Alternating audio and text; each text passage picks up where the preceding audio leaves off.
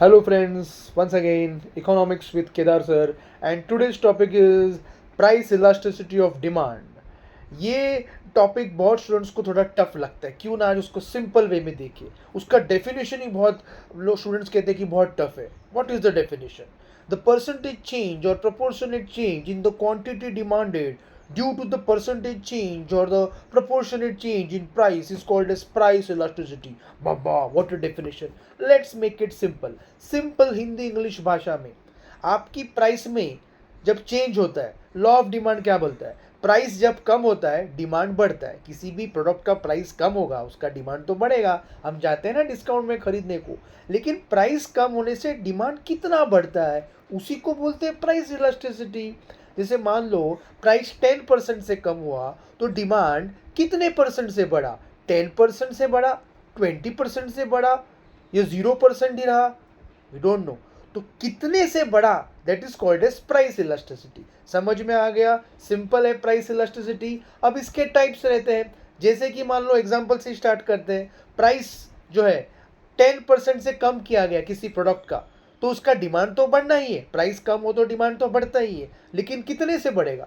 Price 10% से कम किया, demand भी 10% से बढ़ा। इसे बोलते हैं यूनिटरी इलास्टिक डिमांड, और इसकी वैल्यू रहती है ईडी, मतलब elasticity is equal to 1, right? मतलब the percentage change in quantity demanded is same as the percentage change in price. Second आता है रिलेटिवली इलास्टिक डिमांड। मान लो प्राइस 10% से कम किया गया, डिमांड तो बढ़ना ही है, लेकिन डिमांड 20% से बढ़ा। कितने? 20% से।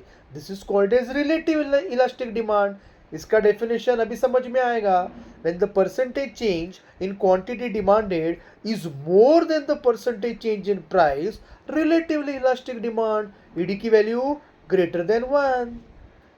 उसके बाद आता है relatively inelastic demand.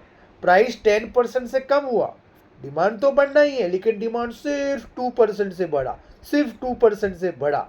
So this is relatively inelastic demand. When the percentage change in quantity demanded is less than the percentage change in price, it is called as relatively inelastic demand and value is less than 1.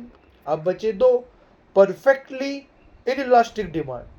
Price 10% से कम हुआ, लेकिन demand कुछ फर्क नहीं पड़ा, 0%। This is called as perfectly elastic demand, right?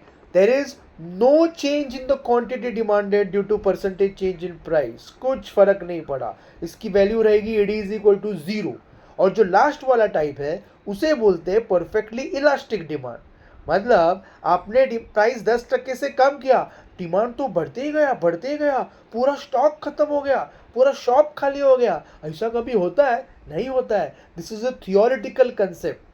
So when the percentage change in quantity demand is infinite to a percentage change in price, it is called as perfectly elastic demand, which is not possible practically.